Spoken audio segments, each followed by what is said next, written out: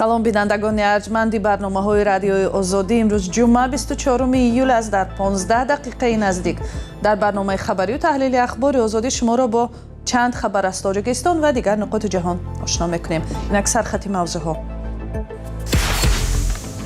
اسدالله بابایف کجاست؟ سرنوشت پناهجوی تاجیک که یک ماه پیش از آلمان به تاجیکستان اخراج شد همچنان نامعلوم باقی میماند.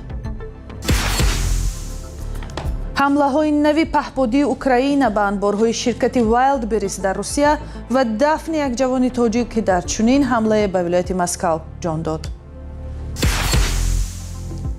ساختمان نیروگاه راغون را کی تمام میکنند و آیا پولی که برای آن میدهند درست و به دزدی خرج می شود؟ شرکت ترکتابل این شرکت بین المللی هست. تمام کار و ساختمان و مبلغ‌گذاری انشاءات نظارت میبرد. در ناحیه جیهون جسد جوان تاجیک را به خاک سپردند که در حمله های پهپادی اوکراین به یک انبار شرکت وایلد بریز در روسیه کشته شد. تنی به جان نوروزجان صادقوف 25 ساله را از شهر الکترستل ولایت مسکو به تاجیکستان فرستادند و دیروز در زادگاهش دهه مختوم کلی دفن کردند. در حمله های پهپادی اوکراین به روسیه در چند روز اخیر 10 نفر مجروح شدند و یکی از اولین قربانی ها همین مهاجر تاجیک بود. همکارم اسکندر خواجه میرزاده درباره حمله های نوی پهپادهای اوکراینی به ولایت لنینگراد گزارش میدهد. انبار شرکت تجارت آنلاینی وایلدبریز در ولایت لنینگراد روسیه در پی حمله های هوایی اوکراین آتش گرفته است. والی این ولایت الکساندر درازدنکا 24 ایول همچنین خبر داد که بر اثر حمله پهپادها 3 نفر زخم برداشتند. وایلدبریز که یکی از بزرگترین شرکت‌های تجاری روسیه به شمار می‌رود، تصدیق کرده است که فعالیت 2 مرکز لاجستیکیش در ولایت لنینگراد متوقف گردیده، کارمندان شرکت از نیم جزیره اشغال شده کریم بیرون کشیده شدند. اما وایلدبریز اصرار می‌ورزد که در حمله اخیر کسی جراحت نبرداشت. خبرنگار رویترز از کنار شهر سنت پترزبورگ مکان حمله را به نوار گرفته است. در یک هفته گذشته 5 انبار وایلدبریز مورد آتش قرار گرفتند که طبق حساب‌های تخمینی 10% امکانات لاجستیکی یا خود اکمالاتی این شرکت را تشکیل می‌دهند. 18 ایول هواپیماهای بی‌سرنشین اوکراین به انبارهای وایلدبریز در شهرهای کاتووسک ولایت تنباو و شهر الکترستل ولایت مسکو حمله کردند. در نتیجه 8 کارگر وایلدبریز به هلاکت رسید. بعد 4 روز انبارهای این شرکت در شهرهای کراسنودار مرکزی ولایت کراسنودار و نویننمیسک ولایت ستاوروپول جنوبی روسیه هدف حمله های پهپادهای اوکراینی قرار گرفتند. روسیه هر روز شهرهای اوکراین، مرکزهای لاجستیکی، نیروگاه‌ها و خط و شبکه‌های انتقال برق اوکراین را آتشباران می‌کند. کیف بر این نظر است که وایلدبریز در تجاوز روسیه به خاک اوکراین سهم داشته، توسط این شرکت عظیم اموال جنگی نگهداری و انتقال می‌یابند. کرمل این عیبنامه را رد می‌کند. به قول مسکو، وایلدبریز در انتقال اموال جنگی هیچ نقشی ندارد. حمله های اخیر اوکراین مرحله نوی را در جنگ 4.5 ساله باز می کنند، چون دستاوردهای نظامی روسیه را بی اثر کرده، حیات معمولی مردم روسیه را در مناطق خیلی دورتر از مرز با اوکراین در هم و برهم می زنند. اموال وایلدبریز همراه با رقیب شرکت آزان 8.5% مجموع محصولات ملی روسیه را تشکیل می دهند. در این 2 شرکت عظیم 4 میلیون نفر کار می کند که 5% نیروی کاری روسیه را تشکیل می دهد. با وجود گذشته مدت زیادی از بازپس فرستادن یک مخالف دولت تاجیکستان از آلمان به دوشنبه، خویشاوندانشان میگویند که از احوال او هیچ خبری ندارند. مقامات آلمان اسدالله بابایف را چند پیش با پسرش به دوشنبه بازپس فرستادند، ولی تا کنون کسی نگفته است که او کجاست و سرنوشتش چی می شود. ارشاد سلیمانی گزارش میدهد. اسدالله بابایف عضو یک سازمان مخالف حکومت تاجیکستان که از آلمان رانده و به قول نزدیکانش در دوشنبه دستگیر شده است، حالا در کدام بازداشتگاه است و چه حال دارد؟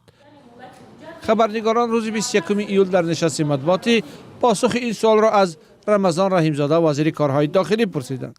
رئیست گفتگو و جنایی داره مردم اخبارات. این خیلی اخبارات من نداره نمیدونم. اسدالله بابایف که سال 2017 در اروپا قرار داشت، 8 ایون همراه پسری 19 سالش محمد در شهر کرایسکلیوی آلمان دستگیر و سپس هر دو به دوشنبه فرستاده شدند. همسرش مستانه فیض‌الله میگوید مقامات بابایف را در شهر دوشنبه دستگیر کرده پسرش را به اختیار مادر بزرگش سپردند. مقامات قدرتی تاجیکستان تا این دم درباره بازداشت و در چه حال بودن اسدالله بابایف 54 ساله خبر ندادند. نزدیکان و نمایندگان مخالفین از احتمال شکنجه و اذیت شدن او تشویش دارند. عبدالستار بابایف رئیس کمیته شهروندی نجات گروگانان و زندانیان سیاسی قرارگاهش در لهستان 15 ایول با تکیه به منابعش گفت تا امروز به اسدالله بابایف امکان استفاده از وکیل مدافع مستقل داده نشده است. خودی او هنگامی در آلمان و در بازداشت بودنش به رادیو آزادی گفته بود که عضو جنبش اصلاحات و رشد یک سازمان مخالف حکومت است و در تاجیکستان به تندگرایی گمانزد است. وزیر امور داخلی تاجیکستان هرچند درباره اسدالله بابایف معلومات نداد، ولی گفت با آوردن آنهایی که به افراطگرایی متهم میشوند جدا مشغول شدند. در نتیجه اندیشیدن چهره‌های مشخص از 7823 نفر رای در جستجو قرار داشته 1579 نفر دستگیر گردیده 580 نفر اختیاراً به وطن برگردانیده شد. از این شماره 259 نفر اعضای تشکیلات اکستریمیستی تروریستی میباشند. مقامات در تاجیکستان بعضی از مخالفین حکومت را نیز عضو سازمان‌های افراطگرا مینامند، در حالی که خود آنها فعالیت‌هایشان را سیاسی و تنقید و اعتراضهایشان را صلح‌آمیز می‌دانند. سازمان‌های حامی حقوق در گذشته مقامات تاجیکستان را تنقید کرده بودند که مخالفین سیاسیش را در خارج هدف قرار داده است. سلام، اگر خط و خبر می‌خواهید ما داریم. نوید بامدادی، سرخط خبرها، اخبار تاجیکستان و جهان، گزارش‌ها و تحلیل‌ها. چی می‌گذرد و چرا؟ دانستن فهمیدن است. ضمیمه یا اپ ما را بگیرید. حکومت تاجیکستان در نیمه اول امسال برای ادامه ساختمان نیروگاه راغون 4 میلیارد سومانی یا 432 میلیون دلار جدا کرده است. وزارت مالیه میگه تا آخر سال از بودجه برای راغون باز 3 میلیارد سومانی دیگر اختصاص میدهند. اما در این میان استفاده مبلغ‌ها در ساختمان راغون سوال برانگیز شده است. خبرنگاران ضمن نشست خبری این مسئله را با وزیر مالیه در میان گذاشتند.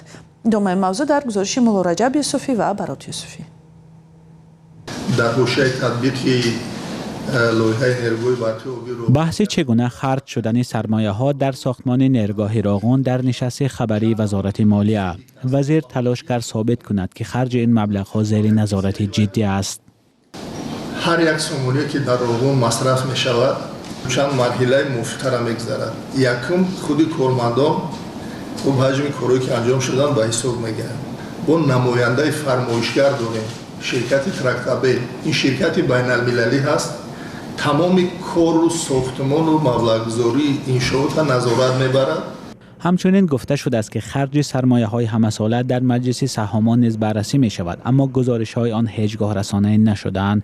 با وجود چنین نظارت که گفته می شود حتی بانک جهانی هم به آن شریک است، در گذشته جنجال های در اطراف پل راغون به میان آمده بود.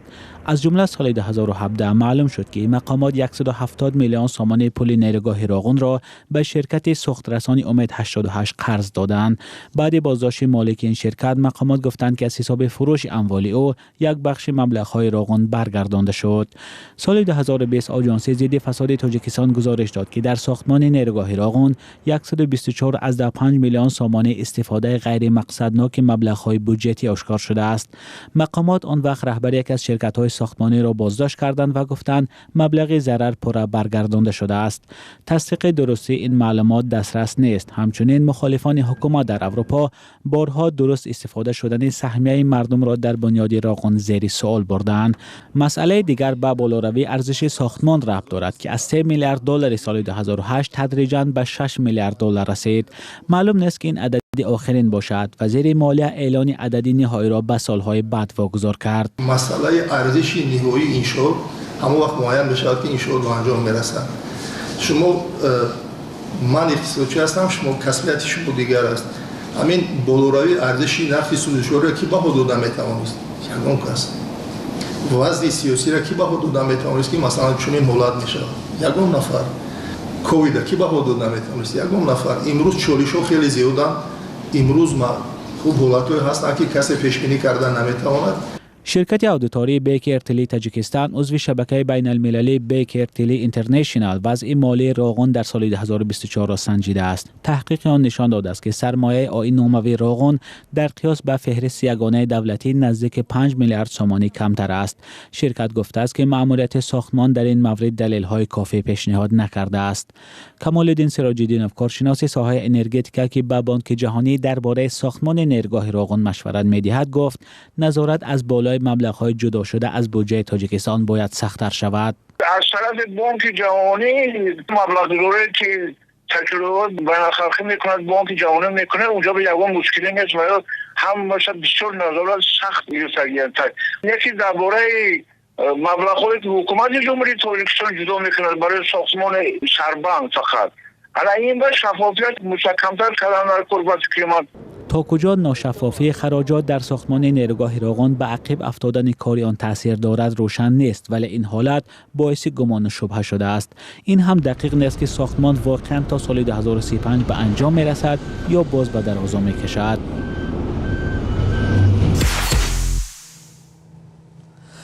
جنگ بیش از 4 ساله روسیه علیه اوکراین زندگی جانوران و پرندگان را نیز دیگر کرده است. محققان اوکراینی میگویند لانه‌های پرندگان را یافتند که با خط نخ نوری ساخته شدند. خطهای نخ نوری را در جنگ هنگام حمله با درون یا پهپادها استفاده میکنند که مرسیت گزارش میدهد. این لانه‌های خرد که در نزدیکی خط جبهه در اوکراین پیدا شدند تغییر زندگی پرندگان را در شرایط جنگ بازگو میکنند. نظامیان اوکراینی این لانه ها را که از علف و خط نخ نوری هنرمندانه بافته شدند به آثارخانه پیامدهای جنگ در کیو فرستادند. در جبهه جنگ از سمت اوکراین این خط یا کابل ها زیر نور آفتاب مثل تار بزرگ عنکبوت می درخشند. این خط ها تا حدود 20 کیلومتر می رسند و در جبهه جنگ که در خاک اوکراین بیش از 1200 کیلومتر طول دارد روی بام خانه ها و جنگلزارها پهن شدند. این لانه اول اساساً از نخ نوری و علف خشک ساخته شده است. در ترکیبش نخ نوری را بیشتر دیدن ممکن است که سخت به هم پیچیدند. کابل یا سیم‌های نخ نوری برای حمله به مکان‌های نظامی از جانب روسیه و اوکراین با هدفی که درون یا پهپادها به نشان برسند و در حمله‌های الکترونی حرکتشان خراب نشود استفاده برده می‌شوند. اوکراین تلاش دارد که استفاده از درون‌ها را بیشتر کند تا در برابر تجاوز روسیه با سرباز و اسلحه بیشتر مقاومت کند. حالا درون یا پهپاد و یا هواپیمای بی سرنشین به سلاح مهمترین در این جنگ تبدیل یافته است. هنوز معلوم نیست که لانه‌سازی از رشته نخ نوری چی پیامدی به پرندگان دارد، ولی در آتش این جنگ که بیش از 4 سال باز ادامه دارد هزاران هکتار جنگل و درختان سوخته و هزاران لانه پرندگان ویران شده است. بینندگان ارجمند، در همینجا 15 دقیقه برنامه اخبار آزادی به پایان میرسد. اگر درباره گزارش‌های نشر شرح و نظری دارید لطفاً زیر این برنامه نویسید. خبر و مطالب گزارش‌های ویدیویی بیشتر را میتوانید از سامانه ما azadi.org پیگیری کنید. صحیفه های ما در شبکه‌های اجتماعی هم خبر و مطالب نو به نو نشر میکنند. نام آزادی را در اینستاگرام، فیسبوک، تیک توک، تلگرام و یوتیوب پیدا و به آن ابونه شوید و از خبرهای تاجیکستان و جهان آگاه گردید.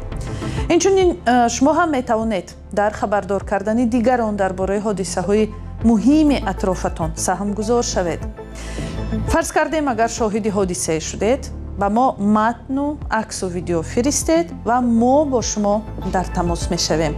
اگر آن گزارش مهم بود ما حتما از پیش میشویم. از ما برای امروز همین است. استراحت های خوب و در امان خدا و با رادیو آزادی باشید.